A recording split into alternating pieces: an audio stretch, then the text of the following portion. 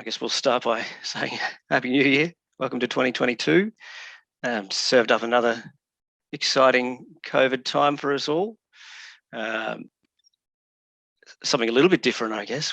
Last year we spent a lot of time talking about vaccinations and vaccination requirements and restrictions at the beginning of the year and lockdowns and the like. But here we are. We have a new experience of lockdown, or not lockdowns, but isolations and positive tests, and the numbers of cases each day is quite astronomical.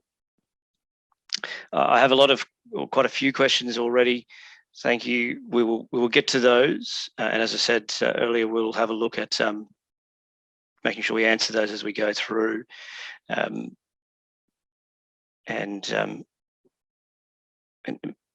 well, hopefully we can get to those and answer them if I haven't already answered them through the slides. So what we're mainly focusing on today is those issues around COVID isolation leave and payments. So it's a bit of a confusing time to go which leave type applies to what type of absence due to COVID, what payments are applicable. Is the person positive for COVID? Are they a close contact? Where are disaster leave payments and isolation payments up to? There's some weirdness, if you like, around evidence, and we're getting emerging. It seems every couple of days we're having a new thing thrust at us, and this week we're talking about critically essential roles as well as starting to emerge. I guess this is a bit of a caveat. I'm not an expert in every single state's COVID protocols around their definitions.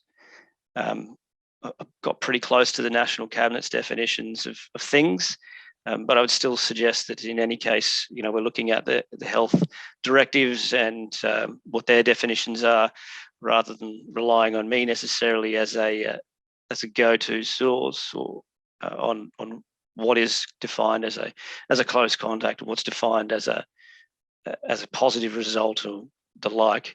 That's where you would look at your state resources for that. So I'm not passing the buck there. Just saying that each state has its own uniqueness. I'm happy to review when we've got individual questions from members and we're chatting over the phone, as I've been doing, just to check we're reading the same thing in the same way. We can deal with those sorts of things. So let's have a look at the positive COVID employees. Some things in here are going to be quite obvious, I guess, but we'll start with the obvious thing. If someone's got COVID, they're entitled to sick leave, and there's a requirement to take sick leave insofar as they're not eligible for things like disaster leave payments if they have access to sick leave. When you've tested positive for COVID, you are ill. Even if, and a few people are experiencing, probably more than a few, extremely mild or under no symptoms, limited symptoms to COVID. Otherwise, they might feel fine and dandy and have gone to work with more aggressive colds. The fact of the matter is they're not able to work. They are sick, and in fact, we have a lab result or an actual test this time, more so than someone going, "Gee, I'm sick. I got a bit of a sniffle and a sore throat, therefore I shouldn't go to work." Here we are. We might have a PCR test or a rapid antigen test to actually demonstrate or some level of evidence that the person is actually sick. So they're not going to be coming to work, and they are eligible under Section 97 of the Act to access their sick leave. When we say sick leave, we're talking about personal/carers leave entitlements. I'm going to touch again towards the end on evidence, but I thought I'd just already point out some things around evidence for positive tests. Is that there's going to be a number of ways in which someone's going to get evidence here. It's not going to be the employer's preferred, typically, request for a medical certificate. That's something that you just perhaps not even going to get your hands anywhere near.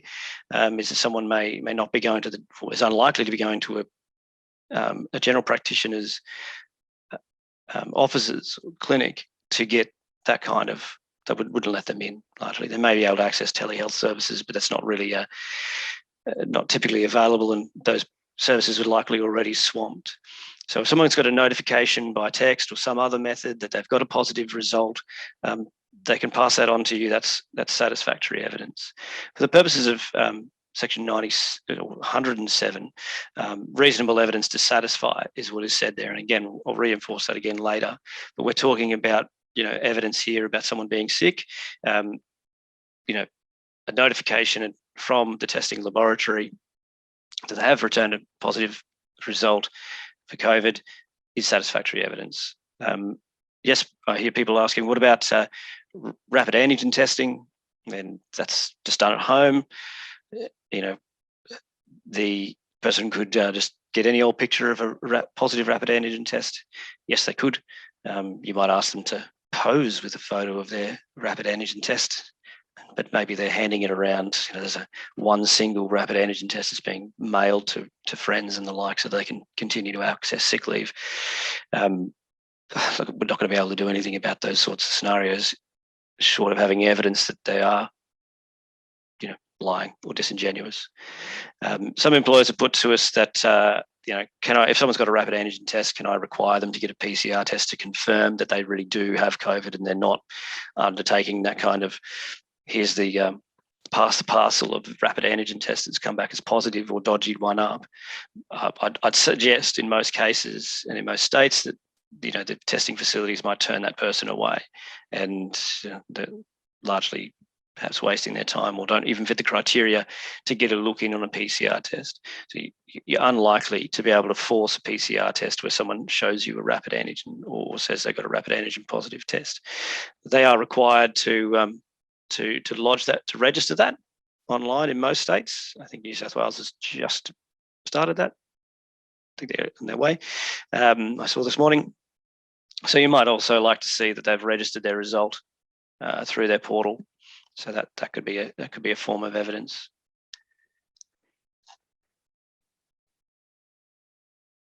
I'll return. There's a question here from Jarvis around being isolating and returning to work. And what happens around returning to work and tests and the like. We'll have a chat about that as we go along. This is probably a good time to take up a question that's been put to us, and it's been a common question as well, would have been worthy of a point in the slides, is to say, where a worker is on annual leave, but they've got a COVID positive test, can they switch their annual leave to use personal/sick leave? Yes, they can.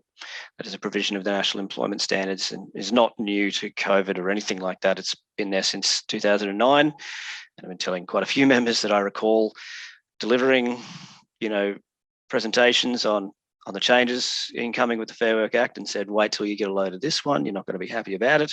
Hasn't really come up that often, but here we are. We've seen a lot of people who've gotten sick over this Christmas period where they would have had and used annual leave.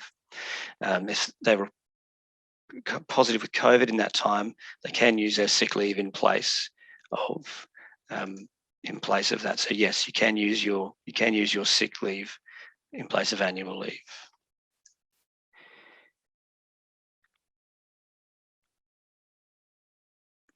So let's move to the close contacts. As I say, most states have adopted the National Cabinet definition, and as I indicated earlier, check your own state. I think WA still might be an exception, and I'm not sure about others, just to make sure that you're meeting your state's definition of close contact. More to the point here, we're talking employment stuff. That's the stuff that I bang on about, and we're talking about what type of leave and other payments are they likely to be entitled to or going to be entitled to in this space. Because where you're isolating and you don't have any symptoms of COVID and you're not positive for COVID, you don't have any symptoms of anything else either, perhaps, you're not entitled to sick leave just because you're isolating or in a form of quarantine. Again, that's Section 97 of the Act talks about where a worker is ill or injured. Well, by definition, you're not you're not ill. It may be the case that someone has woken up with a sore throat and a runny nose, and well, chances are it could be COVID. So I go and get a test, but it's not COVID, but I still have a cold. Well, that person is entitled to sick leave, and they're also not isolating because they're a close contact. So there could be some overlap around symptoms, but not being COVID positive. So they could be accessing sick leave. What's most common is that, again, the disaster leave payment is available. It's been tweaked a little bit previously. Last year we were talking about where it was a hotspot, where there's an outbreak of COVID and you're declared a hotspot, you can access the disaster leave payment. Or they've just simply said if you're quarantining or isolating and you can't attend work because of that and you're not entitled to sick leave, you can access the disaster leave payment. There's some criteria, some general criteria. Each state has a page through Services Australia where you can check out what your state requirements are. They're largely the same, but most workers are opting to access the disaster leave payment. It's the $750. I see from checking this morning that from the 18th of January that it will change back to the $450 for less 8 to 20 hours lost of work and $750 for 20 hours or more lost. So they're going to go back to that. So it's somewhat familiar, and that's around people isolating who don't have access to these forms of paid leave for sick leave because they're isolating. There's another question here around isolations and caring responsibilities. So could someone take carers leave even if they're isolating but the person in their household requires care or support because they are COVID positive? Yeah, that's a possibility. I mean, carers leave is also dealt with in that same section, and that's where a person is providing care or support to an immediate family member who is experiencing an illness or an injury or even an unexpected emergency. So it could be the case that someone accesses carers leave, and we've had a case of that already, where someone's needing to provide care or support to their partner. COVID's affecting people obviously in more significant ways than others. Some people are cracking on and maybe doing some gardening, others having tragic outcomes. So to say there's a spectrum, a continuum of how people are experiencing the symptoms would likely mean that there are going to be some people out there who are going to take some carers leave to provide care or support to a member of the immediate family. That immediate family definition is, brother, mother, father, son, wife, de facto partners, that sort of thing. Grandparents, not aunts and uncles, not the pets. Not that I've had a lot of COVID cases. So yes, you could well find someone accessing carers leave. Evidence is the normal evidence, reasonable evidence to satisfy the partner's positive COVID result would be a good start. How we might well have to accept on face value that the person is suffering from more severe symptoms than your average case. And again, you could seek a telehealth, evidence from a medical practitioner that they need to provide care or support. I'd say that's particularly the case if the person needs support over further than the 7 days. So yes, evidence is something you can seek in that case, and what is reasonable will be, how what you can get out of that, and it may be sufficient just to get the partner's positive COVID result.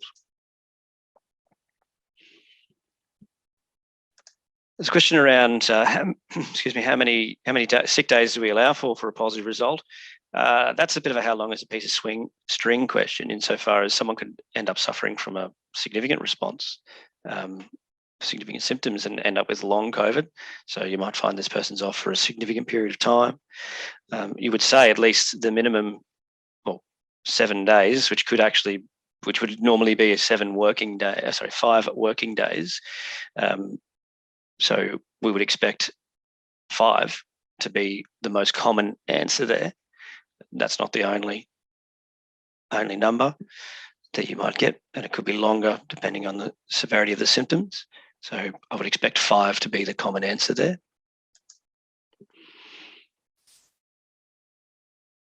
There's just a follow-up question on the swapping of sick leave for annual leave, around whether people are obligated to advise them if they can, advise workers if they can, that they can do this. You're not obligated to let them know. No, it's something for them to make the request for. If they do request it, then they are entitled to it.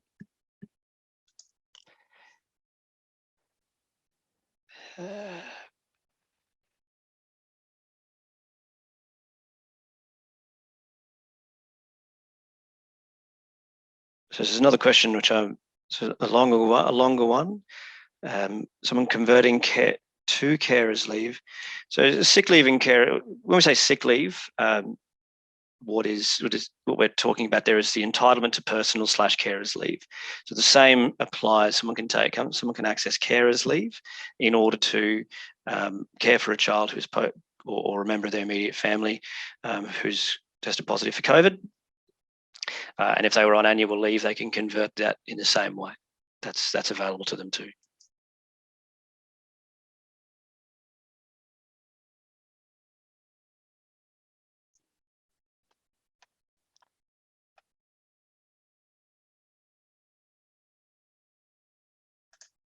There's a question around the disaster leave payment, and I'll just switch to that. We have spoken a bit about that. Look, I'd suggest having a check out the Services Australia link around that. The limits of it, that's for Services Australia. I would be surprised if someone's going to need more than 7 days in any given period. I guess it's foreseeable that someone could be a close contact, not develop COVID, goes back to work. Maybe they're in a high risk setting and then they get COVID again, get exposed to COVID again. They're back in 7 days. I can't see how Services Australia would be able to limit it, but that's for them to administer. That's their baby. I really couldn't.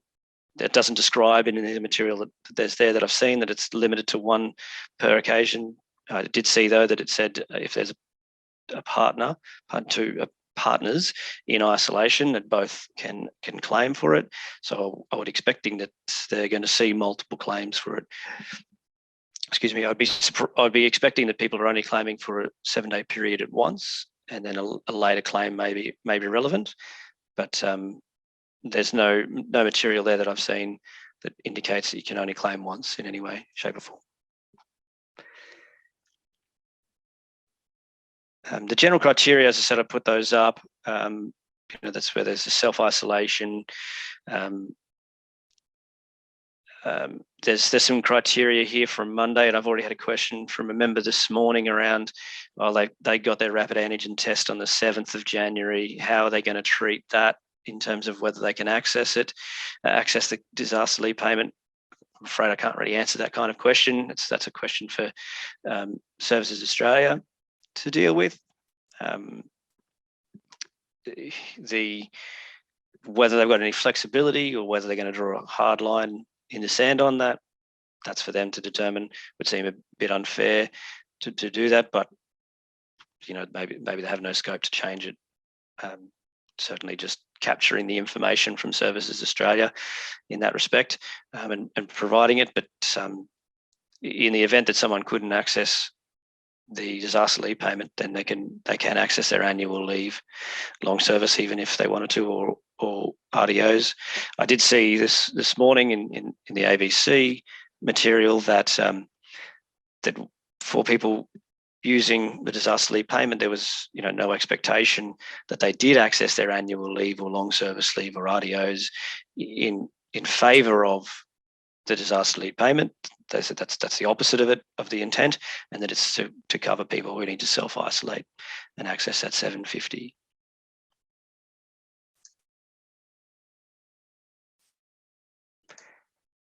There's a question here. It's perhaps already sort of been answered, but I'll go to it again, just about if they're in isolation because their flatmate has COVID. the worker doesn't use sick leave, they apply for the disaster leave payment, or they can apply for annual leave if they so wished. But I'd expect most people applying for the disaster leave payment, they have no entitlement to the sick leave.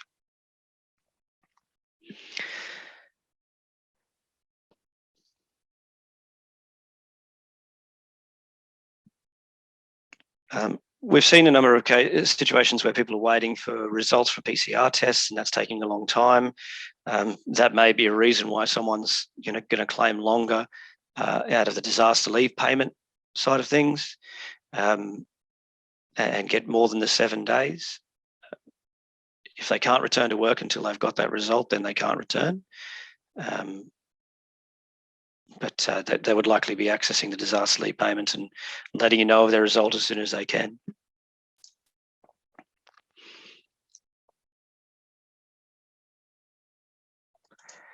The question here is around an unvaccinated person who's isolating after contracting COVID for 14 days. Yeah, if they have to isolate for 14 days, then they're going to get sick leave for, well, I would expect 10 of those working days of that 14-day period would be, again, the most likely result there. So yes, possible that someone could be using sick leave to cover the entire 14-day duration. Again, given that there's weekends in there, I'd expect it's not 14 actual days, it'd more likely be 10. But someone who has a 14-day period that they need to isolate because they're not vaccinated would that would be a thing. Yeah.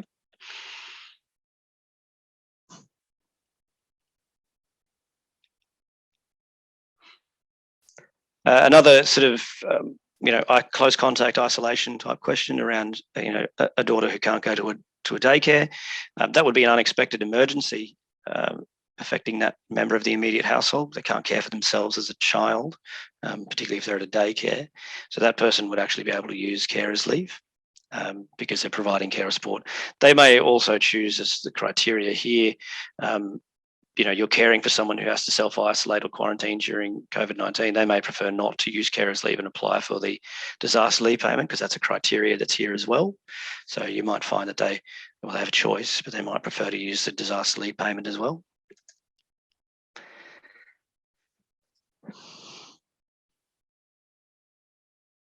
A bit of a vaccination question, bit of a change up. Thanks, Lee. A question around someone becoming unwell after a vaccination, their second shot. They were on annual leave, so it's a bit of a double banger kind of question. Yes, they can convert their annual leave to sick leave. They have a doctor's certificate, so they've got some good evidence there. Yes, they will convert their annual leave to personal leave due to becoming unwell from the vaccination. So yes, a conversion to personal leave in that case, Lee.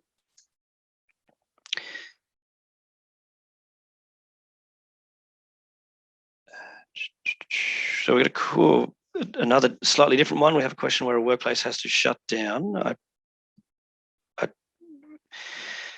going to assume here that the workplace has to shut down because it's got no staff to operate.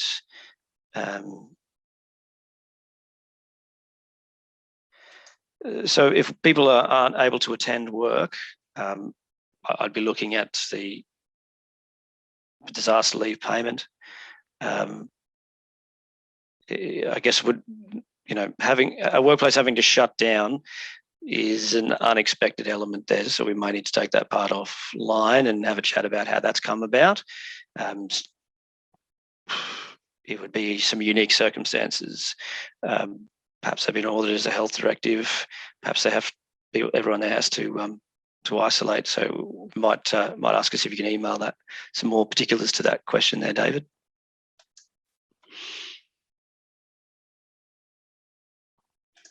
The question here on disaster leave payments and sick leave, you can't be getting both. So you can't be getting payment, you can't be on any form of income and getting the disaster leave payment. That's not going to be a thing. It's one or the other.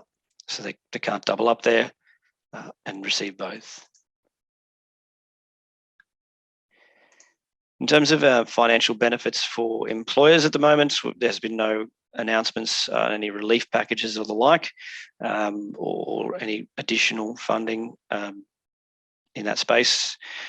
No, we've not seen that. I have seen that, I had heard from a member that, say, as a sole trader who doesn't have access to sick leave, they're looking at disaster leave payments as well. So I guess it depends on what kind of employer we're talking about, and or whether or not we're talking about for a business to get some cash, or we're talking about, well, as the employer, I'm not able to attend work, so therefore I'm looking at, can I access, and I'm a paid director, sorry, a non-wages paid director, how am I going to cover my period? They'd likely be eligible for, or at least have a look at the criteria around applying for the disaster leave payment there.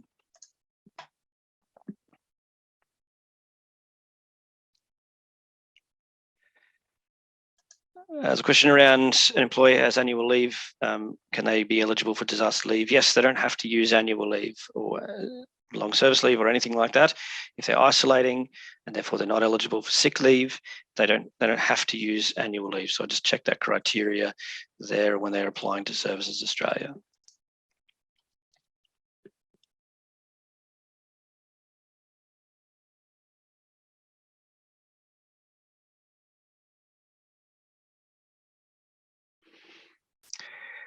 There's a question here around what about workers becoming agitated about having to not attend work and isolating. It's just a health directive. It's not, I mean, if the business is making its own choice to say don't attend work, well, you're paying the person for that time. It's not a self-isolation period imposed by a health directive, or the requirements of the health directives.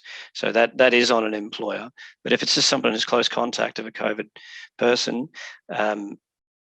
that's the health directive. They can apply for the disaster leave payment. That's right, they can't access their sick leave. So apply to Services Australia. I'd suggest that they maybe can follow them up with some of that. Yeah.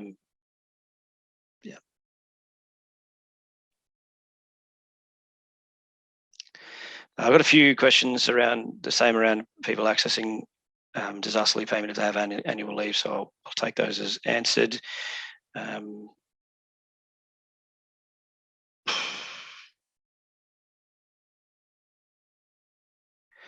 Including that Services Australia apparently have said that they can't. I'd be going back to them and drawing their attention to the criteria of it, and even the comments of their own. I think it was the general manager of Services Australia made comments about not expecting the people to use holiday leave.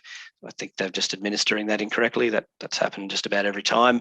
Services Australia have got a new criteria. They usually have some difficulties there.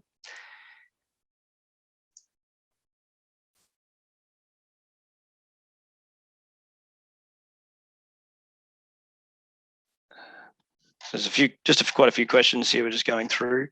So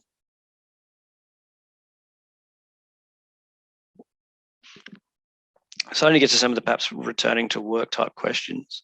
Again, this is where we're looking at following the state's, each state's isolation health directive. Again, there's some slight variations there.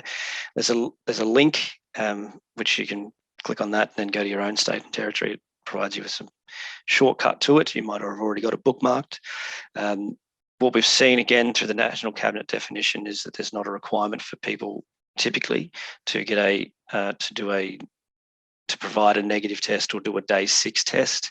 For example, in Queensland, New South Wales, Victoria, they just need to have quarantined for 7 days. Again, the criteria may differ as well for vaccinated versus unvaccinated people. Provided they've got no symptoms, they can leave. There's that exception around a dry, mild cough. That's not considered a symptom. I did see that there may still be some restrictions around entering high risk settings for a further period, around aged care for a further 3 days perhaps. Then they may not be eligible for that, to go to that work. How that impacts their ability to be deployed, well, we may need to deal with those questions on something of a case-by-case basis, but they would be eligible to return to work, just not go to some particular types of areas.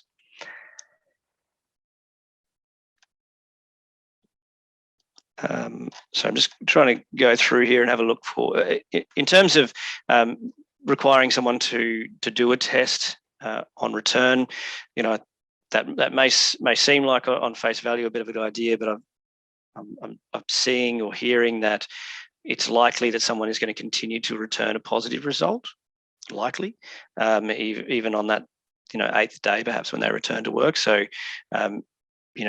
it may not be as helpful as, particularly if we said get a PCR test. The PCR test is apparently likely to return a positive result. So, requiring someone to test again in order to return to site may not be, necessary or even fruitful, and that might not work.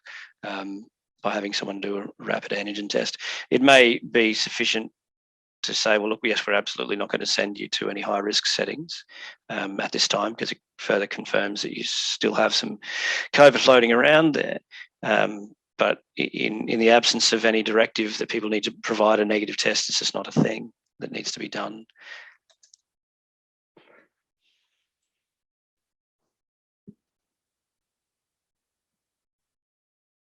There's a question here around what if an employee catches COVID at work through another employee. Last year we were talking about, the fact that there's genome sequencing and they're tracking every single case. That's certainly been blown out of the water just with the tsunami of cases they've got. They don't do that kind of thing as that I've heard of, tracing things up. So, it's highly likely that someone could have got it through work. The question of someone being able to make it could potentially be a workers' compensation claim if someone became ill or injured. That's why a lot of employers have implemented vaccination requirements to reduce the likelihood of injury and to protect themselves against those claims and serious injury or illness, so that doesn't happen. Yes, it could be a compensable injury. What happens if that happens? Well, we can take those sorts of scenarios and deal with them.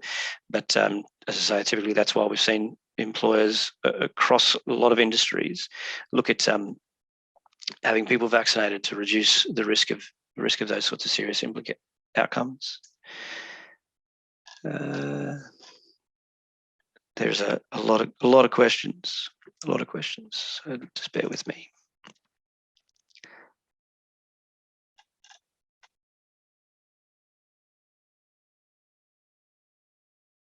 I've had a question. I'm not sure if it's been satisfied yet, but you can't receive both leave, sick leave or annual leave, and disaster leave payment.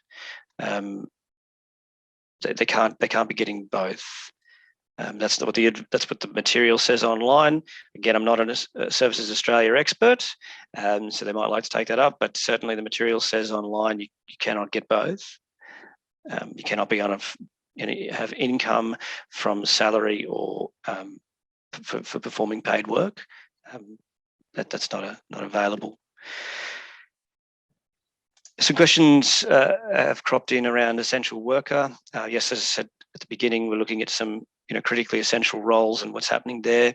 That commonly, this is emerging, and so state by state variations are likely, but emerging the common areas of the following. Typically, we might find our members in the space of power and utilities, or say resources, or perhaps even supporting any one of these.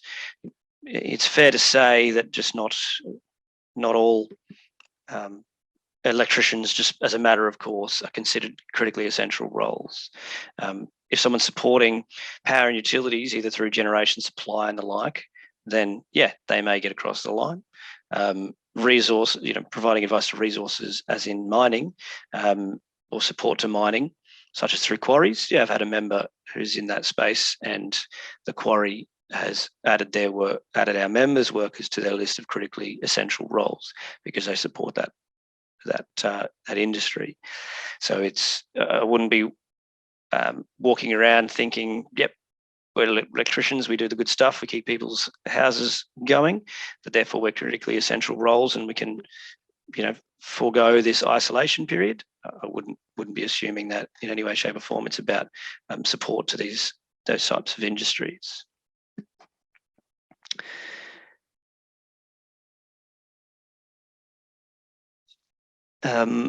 I was going to go through a few of these questions, and look, I may answer some of these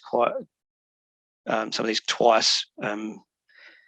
I'll try not to, but I just want to make sure I get to the questions. So I'll just have a bit more question time. So I've got another question around isolating as a close contact. Can they elect to take unpaid leave? Yes. Yep. Yes, the person can absolutely elect to take unpaid leave. They don't have to use annual leave or RTOs. As I said earlier, the person's likely to opt for the disaster leave payments, as to not touch those entitlements. They're absolutely within their rights to do that. We can't force them to use annual leave or RTOs. We could offer them, we could even point out, hey, you're going to earn more money if you use this than the 750, but then you can't force them to do that.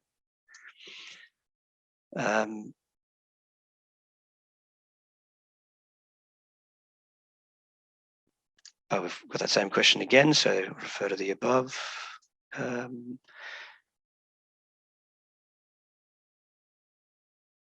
There's a question here, another vaccination one around, can people access sick leave to get vaccinated or to get their children vaccinated?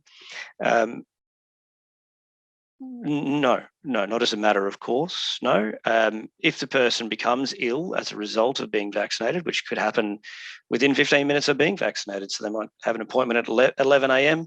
by 11:15, yeah, they're calling you to say, look, I've got a medical certificate to say I'm unwell and I won't be in for the rest of the week. Yeah, they'll likely go to sick leave if that happens, or the same with their children. Children become unwell, cold-like symptoms, aches, whatever, they can't attend their normal things because they're unwell. That could give rise to carers leave, but not simply to get vaccinated. That's not the entitlement to sick leave. Again, we go back to section 97. You're all going to be experts on that section by the end of this. It's about whether someone is ill or injured in order to provide care or support to an immediate family member for someone who's ill or injured. The vaccination itself is not an illness or an injury unless someone develops an illness or an injury as a result of it.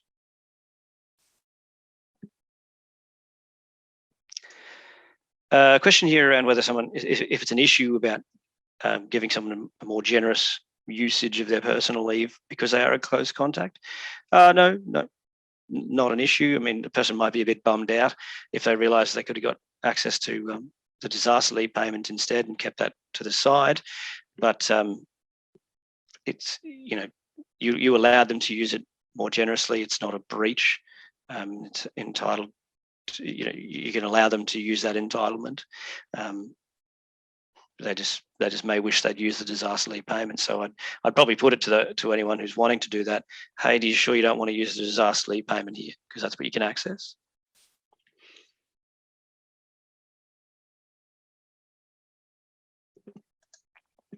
This question around, a person who's advised that they've tested positive but not provided any evidence.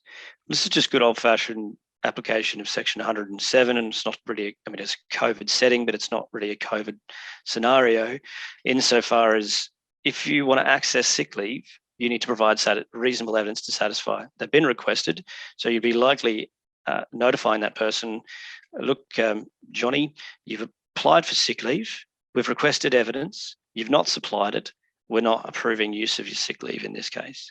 You either supply us with the evidence or you don't get paid for this period. You might even be so hard-nosed as to say, well, we're not going to allow you to access annual leave retrospectively when we've asked for evidence and you haven't supplied it. That's not the use of annual leave. So they may want to look at some reasonable evidence at that point. They may then come back and say, look, here's a statutory declaration to say, here's my sorry story of why I couldn't and didn't provide you with the positive result. And but it'd want to be pretty good to be accepting. And but if someone's provided a statutory declaration, well, that may well be sufficient. So yeah, evidence, section 107, if you want to access your sick leave, you've got to provide evidence where requested.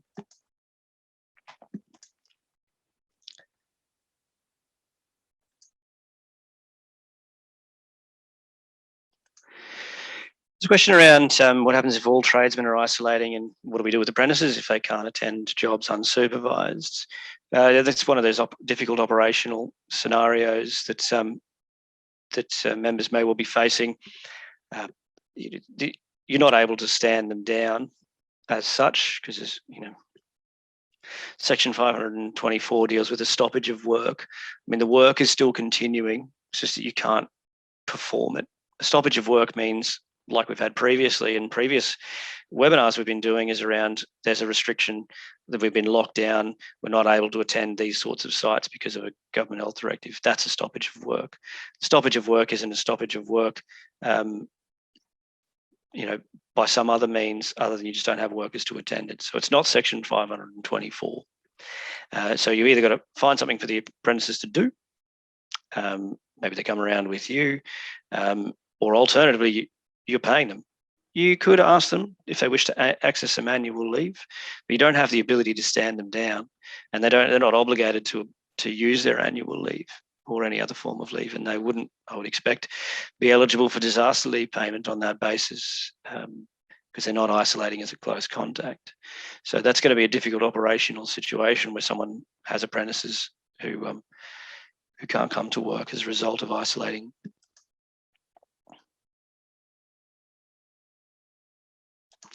A question around what happens if an employee is still negative after 7 days. They come back to work. So, again, check those, your state's, isolation requirements, whether they're a close contact or a COVID positive. Close contacts, typically the requirement is that they test on that 6th day. Whether that's a rapid antigen test or a PCR test will depend on your state's requirements. If it's negative, then it's negative. They're able to return to work. But check your health and check your health directives for your state on that. Typically, they're able to come back to work.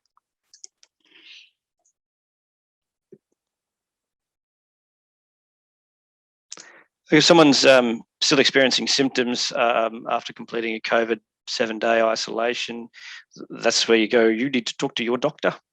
We can't provide them with any advice, neither could I. If they're still experiencing some symptoms other than that mild dry cough, then that's when they need to call the doctor, have a chat to them.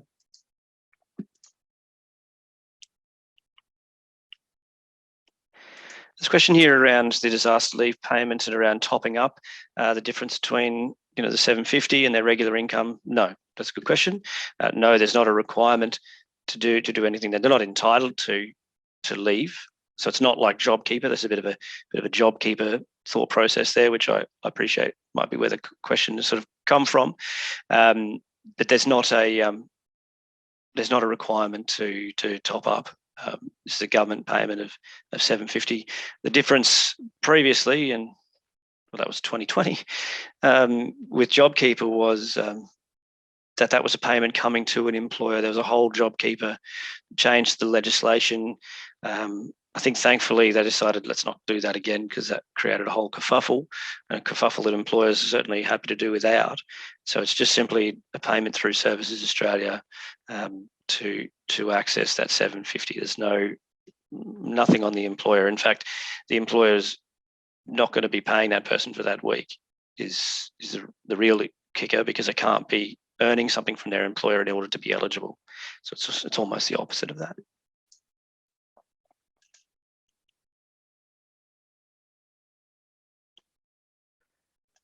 A question around implementation of vaccination in the workplace. Anik, I'll send you the material for that and the webinar that we did on that last year, and the whole shooting match. So I'll send that along. Maybe Emma's here with me. Maybe Emma if you wouldn't mind passing that on to Anik, our material there, just in case I forget after all these questions. If you could pass that one on, that'd be great. Thanks.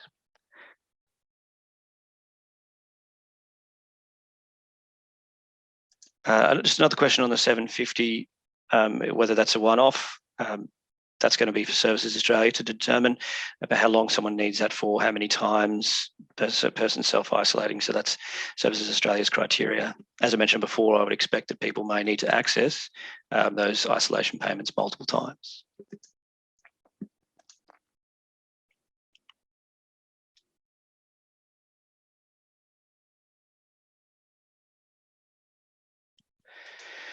A question around having to take sick leave. If you are COVID positive, yes, you need to take sick leave because you are eligible. And if you have sick leave, then you need to take it. But if you're just isolating, well, you're not entitled to sick leave. So you would apply for the disaster leave payment.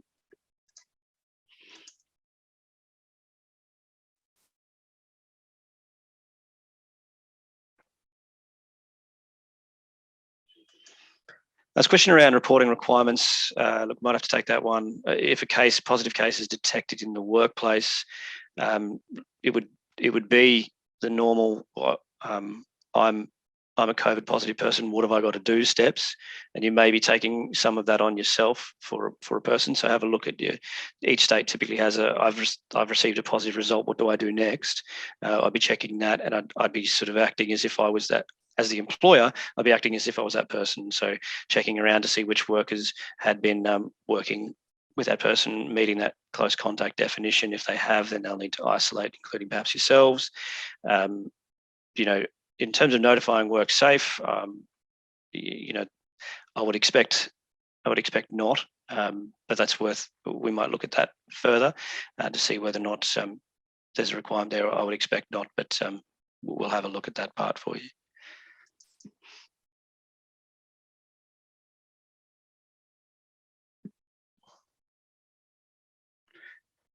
I might just pause from some questions in a moment and get through a couple more slides, then return to some questions. We still have quite a few outstanding, but just on the point of, and I think this is starting to come back to it, particularly around, how many times someone might access the disaster leave payment.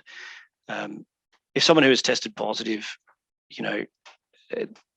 is then re-exposed, and this is, I guess, a helpful one for businesses, is that there's not automatically a requirement that they isolate again, particularly within that first month, unless, of course, they've got some symptoms as a result of that. But there's a very, very low risk of them actually developing COVID again or becoming infectious again. So that's helpful.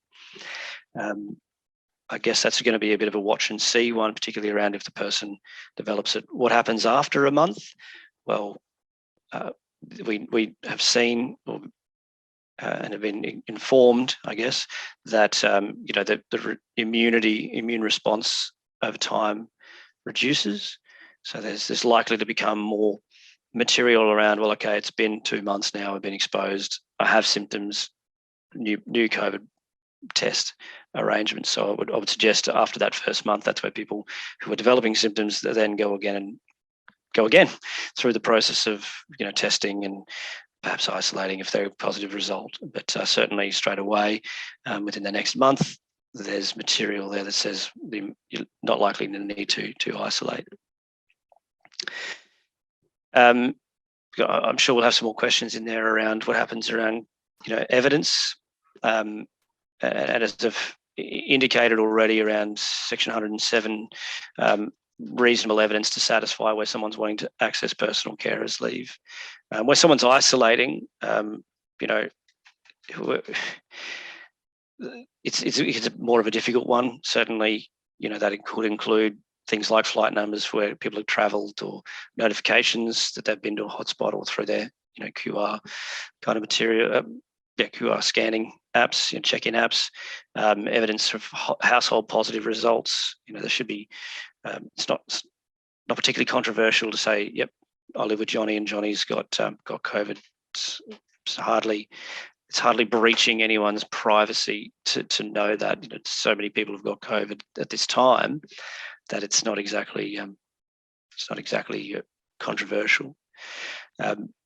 Bottom line is, as my note indicates there, that if someone wants to play a bit of silly buggers here and take additional time, or try and get this extra disaster leave payments or milk that, there's going to be very difficult for an employer to unpack that, and you're going to need to have evidence that they are in fact not isolating, or that they are not a close contact, or the like. And that's where we might be looking at, okay, first one, I'll leave you alone.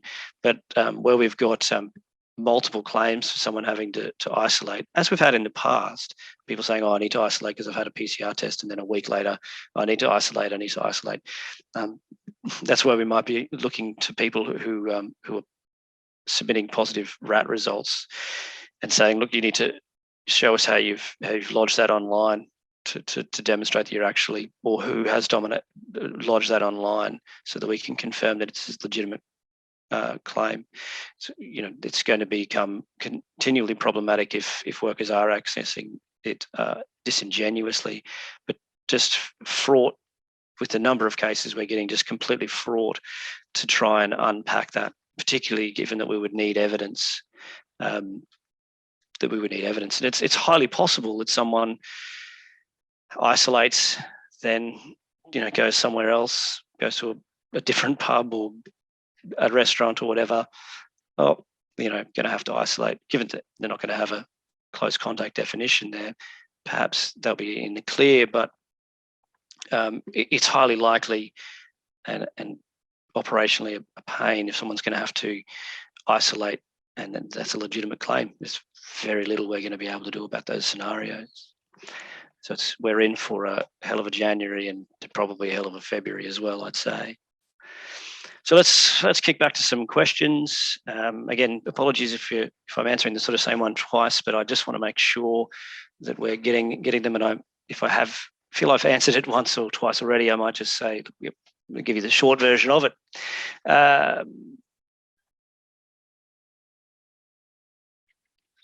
There's a question here around if a worker has takes a sick day or says they are sick with some symptoms of something, do they have to test? Well, that's a question of the health and safety directives. I think most states will be saying, yeah, do test because you're likely to be positive. It's more than likely going to be COVID. At the very least, you'd be saying you're looking at a rapid antigen test. If they're not a close contact, as the definition requires, then there's not a requirement for them to isolate. If this doesn't return a positive result and they just feel unwell on that day, then yeah, they could come back to work. So just because someone is unwell, they do test. Yes, you would want that to occur still. If it returns a negative result, well, then they can return to work. It may still be that they have COVID, it just hasn't shown up yet. And that then they've caught it somewhere somewhat randomly. I wouldn't say random necessarily given the amount of cases around, but just from community spread rather than a close contact, say living with them or the like. So that's a possibility that they could be sick and not have get a test, comes back negative. It may be the case though that that if they have those symptoms, they get a test, they may well be directed to isolate anyway. So you just have to follow the health advice that they're given there.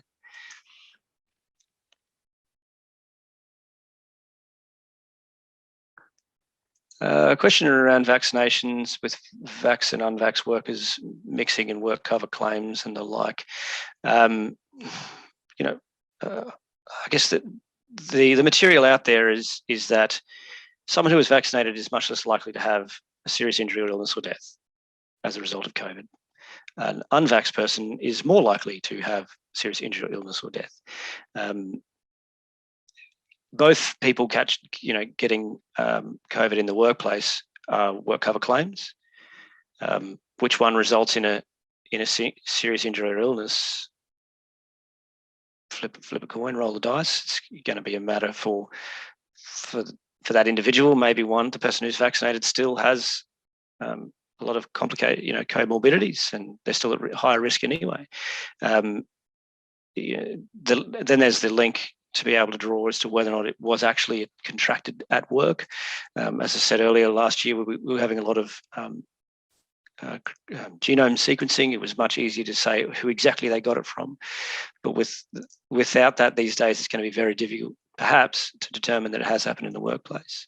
So, work cover claims may still result. We certainly I haven't had any members reporting or feedback from other news services to say there's been an influx of work cover claims as a result of COVID being caught in the workplace. Is that coming? Perhaps. There's no great no great response there. Certainly unvaccinated employees represent a higher risk. And as I indicated earlier, that's why a lot of employers have said, we're just not prepared to take that risk. We've got an obligation to provide a safe workplace. We can't do so with you unvaccinated. The spread is so great. That's where they're making some difficult decisions, and we can have a chat further, Fiona, about whether or not those people need to become vaccinated in order for you to provide a safe workplace. Okay, I've got another longish question around disaster leave payments.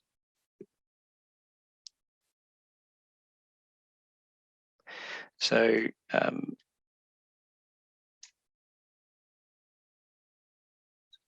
yeah, another question around Services Australia. As I mentioned, I'm surprised that they're saying no appropriate leave entitlements. I mean, appropriate leave entitlements means, if you are sick, you access sick leave. As I mentioned, it was not the position of their spokesperson when they were interviewed that people need to use their annual leave. So we'll be going back to them and perhaps agitating. It's probably still quite top of the list on the ABC News site, so that worker can go back to Services Australia and say, I think you got this wrong.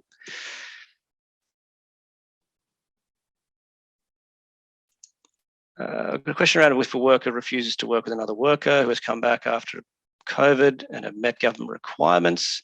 It's a lawful and reasonable direction. The person would want to be giving a pretty darn good reason as to why they think they shouldn't have to work with somebody else because they've met the health and safety requirements.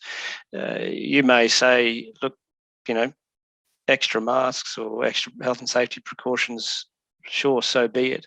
But, and if the person doesn't want to work, well, you might accept a leave claim from them if they really wanted to work. I mean, obviously, you're asking the question on the basis that you can't provide some sort of operational buffer to them to say, like, look, for the next week, we'll have them work with somebody else, or just separate them as much as possible. But it's a lawful and reasonable direction unless they can satisfy that there's some extra risk there. And your health and safety precautions that you can put in place are less, get better masks, perhaps, for both workers.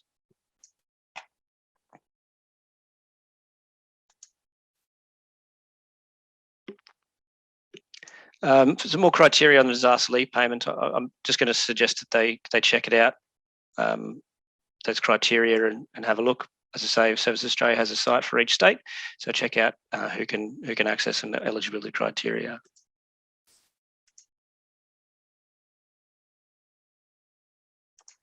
Question on CBD points. Look, I would be surprised, Brad. I'm sorry. It's I wouldn't expect that this one does. This is just, I guess, helping employers in a bit of a pickle with respect to COVID situations. So I wouldn't expect CBD points are applicable, but maybe have a chat to your state authority.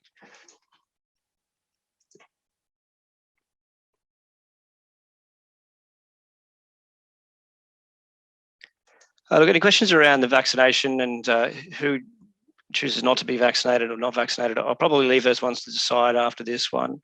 And, let's email us through that query and we'll send you through the material and the link to the webinar about what you're going to do there. It's a whole separate box and dice. It's about an hour and 40 minutes worth of a webinar, so I won't subject everyone to that.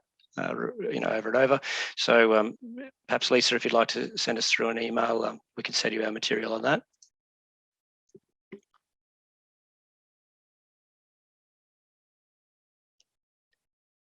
There's a question around, again, disaster leave payments, and was have someone has some part use of sick leave but can't cover the whole week.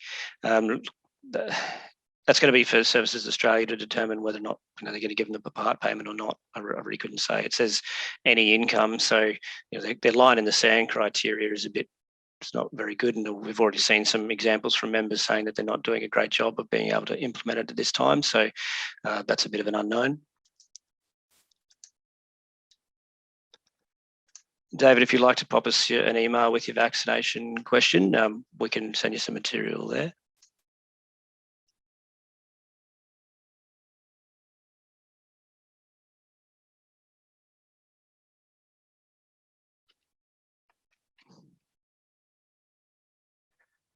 Any isolating scenarios, I'd suggest that that the worker first explores the ability to use a disaster leave payment before they go for annual leave.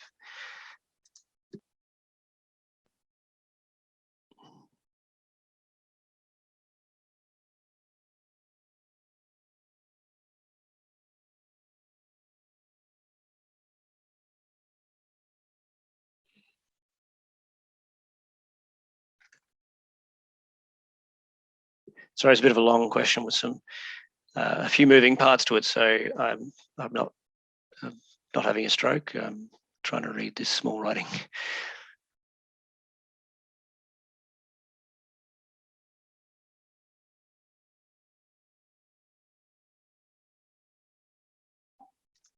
It's just another isolating question. Close contact. Yes, they aren't entitled to sick leave or carers leave. They, again, yes, look at accessing disaster leave payment before they seek to access annual leave.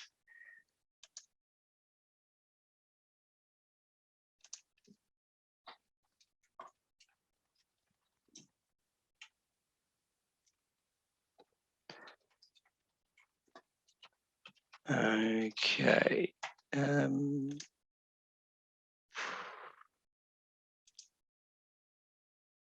So if a worker comes to work and tells you at the end of the day that their sister they live with has COVID and they are close contact, yes, can you send them home? Yes, you would send them home. They need to be isolating. The question would then be, who have they worked with? It would be over a 4-hour minimum. It's likely that they'd be, well, they're not a COVID positive, so they don't need to isolate, but there's might put them on notice that they may become COVID positive, I guess. So yes, the worker would certainly need to go home because they're required to isolate, and they'll be isolating for 7 days and at least, and then you'll be getting the relevant evidence from them around negative tests at the appropriate time.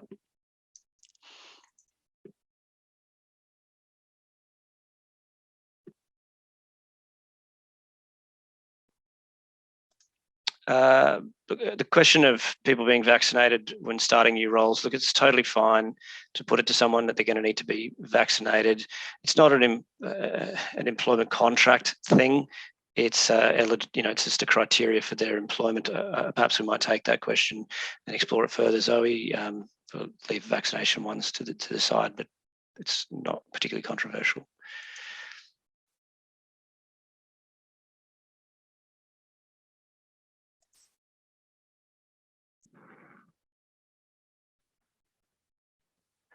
On the question of disaster leave payments for South Australia, look, I haven't explored each and every state's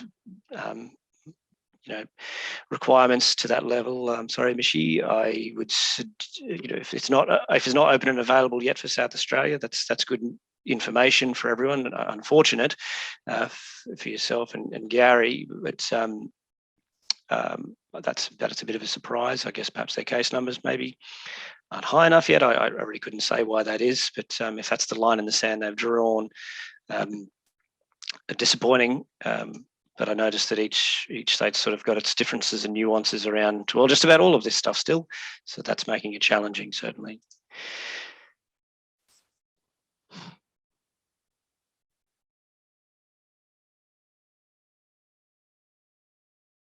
There's a question around, repeat offenders on sick leave just generally, and hasn't done a RAT test or a RAT.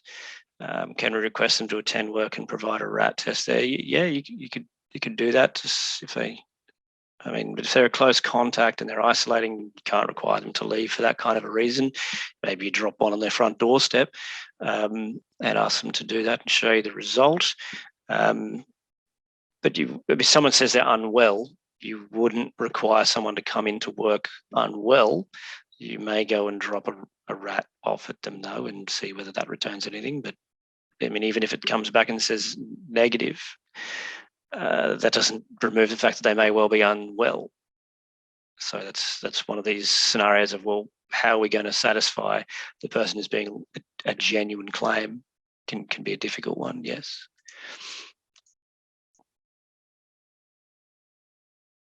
a question around whether this applies to labour hire employees too, or just full-time. I'm not quite sure what it means by does this all apply. I mean, these isolation and close contact requirements, it's irrespective of employment. I guess my focus here is to sort of help employers as our members apply what is just a general thing to everyone. And then how does that going to affect them in their employment? So certainly, but I mean, certainly labour hire people as people too would be required to isolate if they become a close contact for wherever. And if someone is if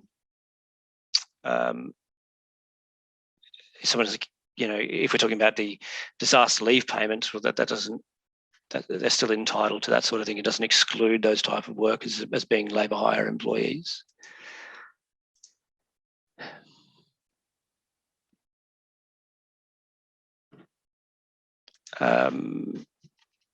There's a question around health authorities in Queensland at PCR test clinics are directing people to isolate, and therefore sick leave will kick in. I mean, if they're just simply isolating because they're waiting a result, I would not say that that's any different to, just a general isolation requirement. Unless the person has symptoms or is unwell or has been told they have COVID, sick leave isn't applicable just to isolate. Sorry, another slightly longish one.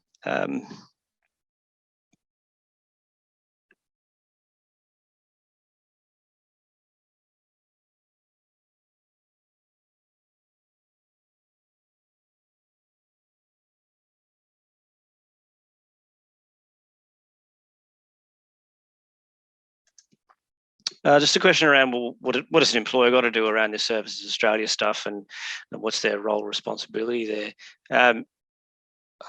Obviously, you're not going to, not obviously, but an employer is not responsible for making a claim for the worker, just simply giving the person their options. So if someone, for example, if someone's a close contact and they say, look, I can't come to work as a close contact, what do I do there? You say, well, you're not entitled to sick leave, my friend, but you may well be eligible for the disaster leave payment. Why don't you go check that out? If they knock you back, we can explore annual leave. Yeah, okay. That might be the way you deal with that. If they came to you and said, oh, what's the criteria for accessing disaster leave payment? Yeah, I'd be saying, look, yeah, go give them a call, check out their website, put a claim in. I've provided the detail here, so I guess some members can be forewarned and forearmed, but as I said before, I'm far from an expert myself. I've just sort of looked at those criteria and spat them out. And as I say, and some members elsewhere have already identified South Australia is just not available everywhere. So as this is a moving feast continually, we're finding that may or may not be eligible. So certainly we'd suggest to them, hey, if you want to preserve these sorts of entitlements, go and check out Services Australia. Otherwise, we can talk about it. We can talk about your leave entitlements should you wish to access that. I mean, someone might ultimately wish to take unpaid leave in any event. All right, so for the moment, that's our Q&A questions, but let's just go and check out our chat questions. Bear with me. We may have a fair bit of overlap here. So let's see. Some response that no one knows what essential role is in the government. I don't see a question mark there, and I think that's for a reason, because I don't think it's a question. I would probably suggest that, yeah, there's some confusion there. I noticed, though, that they've asked people to submit, whether they believe they have an essential role or a critically essential role, and so that's something for later. They may come back and say, no, thanks.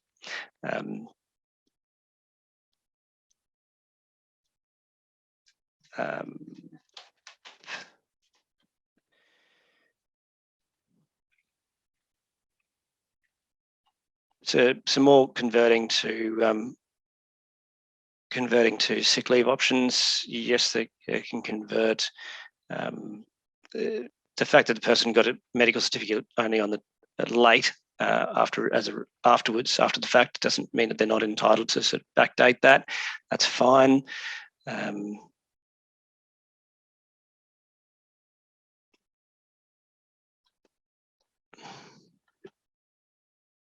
The ZUS leave payments, just to be clear, I'm not sure if I have made that clear. That's through Services Australia and paid by Services Australia. It's not like JobKeeper where the employer was dealing with that. That's not what we're doing.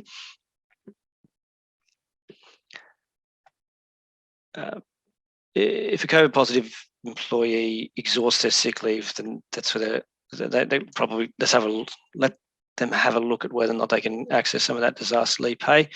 I mean, if casual employees who have no entitlement to sick leave are entitled to it, then so may well a person who's exhausted their leave entitlements.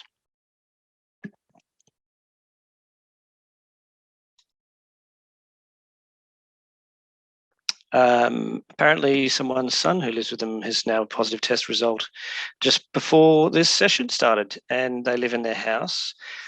Can they punch them? Look, parenting aside, I don't see why not. But I'll probably leave that between you two as to whether or not that's eligible for a dead arm or something like that. So sorry to hear that, John. That sucks, mate.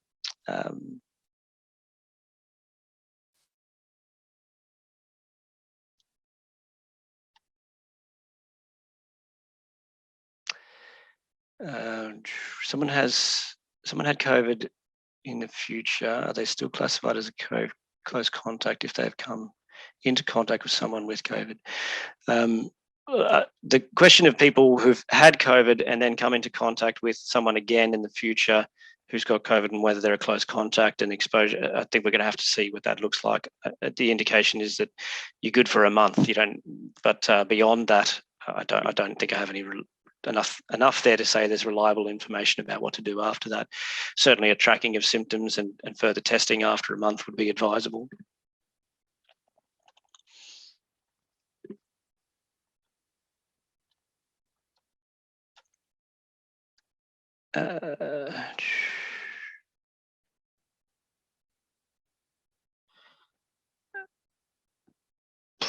There's a question in here around in Queensland, and I think it's going to differ for states because I've noticed that Victoria have said no, schools will go back on the day, and we'll talk no more about it. But Queensland, the Premier announced that they will extend the holidays by 2 weeks and give them require an extra week at the end of the year this year. The way that it has impacted on this employer is that the employees wanting to use carers leave entitlements for the entire period. The carers leave, as we've sort of touched on already, is illness or injury affecting the member of the immediate family, but also an unexpected emergency.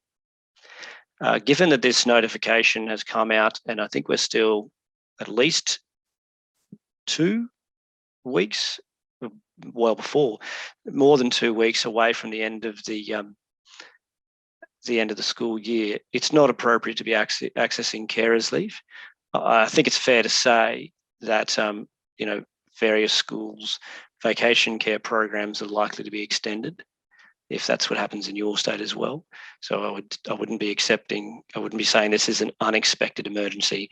It's unexpected, sure. Is it an emergency? Well, emergent means I get a call right now, oh, the cat's just died. That's an emergency, not in 2 weeks' time, your cat's going to die. Why I would get that kind of a notification is weird. But as far as the analogy went, we have to follow through. So, it's unexpected, but it's not an emergency. So it needs to be both, an unexpected emergency, not one or the other. So, no, you're not going to get carers leave for that sort of scenario. If they sprung it on you, if you're in another state and, maybe Victoria said, nope, absolutely not doing it. And then the case numbers was so high, they went, actually, we're not going back tomorrow. Yeah, that would be unexpected. And you'd probably say, at least for the first week there, that there's some other arrangements need to be put in place, perhaps. Or again, we would see further the vacation care programs extending and people may be eligible for that.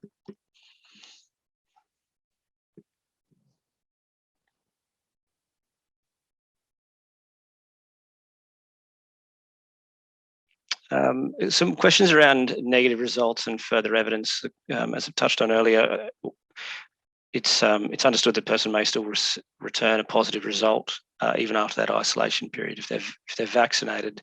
That's the medical advice. You know, these restrictions and these isolation periods. That's the medical position. You know, that's what we're paraphrasing here. They've said you're able to return to work after this isolation period. So that's as good as a medical certificate. We've got to take that. If the person's still suffering from symptoms, then that's where the advice is, you know, one, don't come back to work for sure, but certainly seek some more medical advice because you're still perhaps unwell.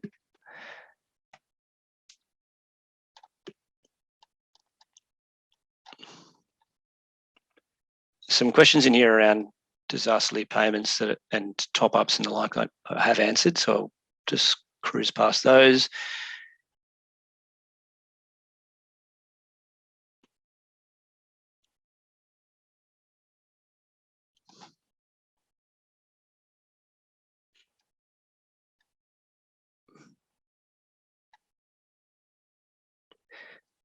Question around vaccination status.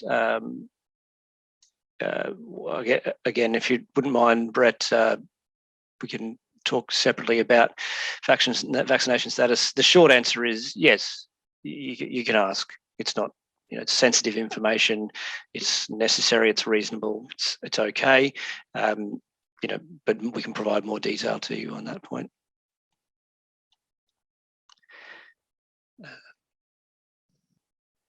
And yeah, there's some more vaccination ones. So if you've popped in a vaccination question in, please just email us on that email address, and we'll send you through that that material. There's a whole shooting match to discuss there.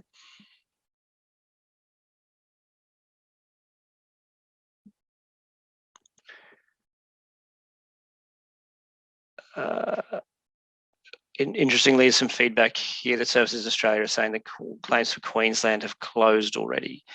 That seems amazing. I'm not saying it's not the case. I'm just saying that's incredible that they say it's a thing and now they've shut it down already. I suspect they've got an influx of cases, I presume, but I can't imagine that they're closed for good. But again, I'm not a Services Australia expert, and so it just falls back to those, you know, again, we're talking about the whole purpose of this session, while we've spent a lot of time talking about Services Australia and their criteria, this is what our responsibilities are as employers. So if Services Australia ultimately go, no more of that, well, it's back to that. If you're isolating, you're not entitled to sick leave.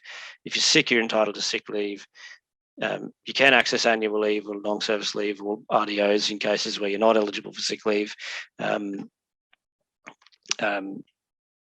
So, you know, that's a separate issue. So Services Australia may be, I guess, a mirage in the desert here, but and if that's the case, we just got to go back to what are our obligations as an employer, and that's the purposes of this as well, is to cover those off.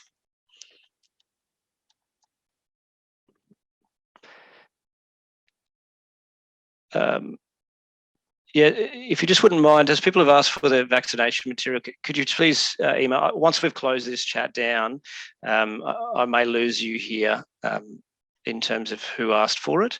So if you've asked for the vaccination material, could you just pop an email to our email address there, and we'll get back to you with that stuff. I just say I don't want to lose you. Because we close, once we close this session down. A COVID positive, and this might be repeating, a COVID positive person who is you have to use sick leave if you've got it. You can't claim disaster leave payment in place of it.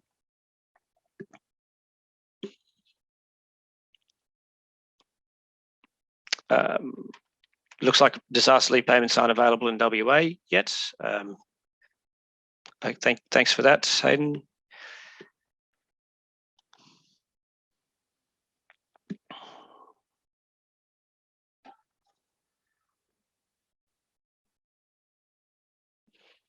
Yeah, workplaces will be considered close contacts if you've been with a person for more than 4 hours. That typically meets the definition of close contact in all states.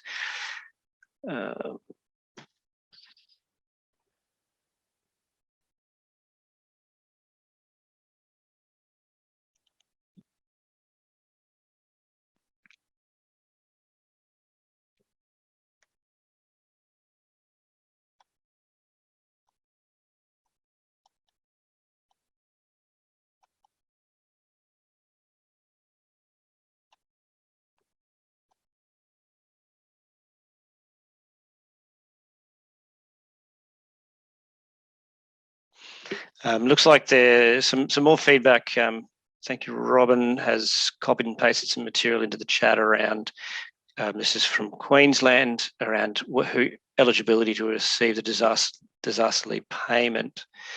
You can't get this payment if you decide to self-isolate without a health official directing you to.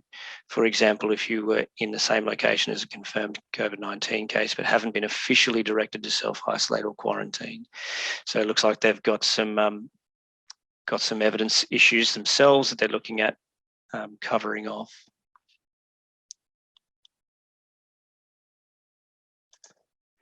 There's a question around electricians may not be essential workers. I just want to be clear that they're not using the term essential workers this time, and this might sound like pedantic, but that's sort of old language, and they keep changing it every time. This is a question. I'm not debating whether or not the person is essential or not as an electrician.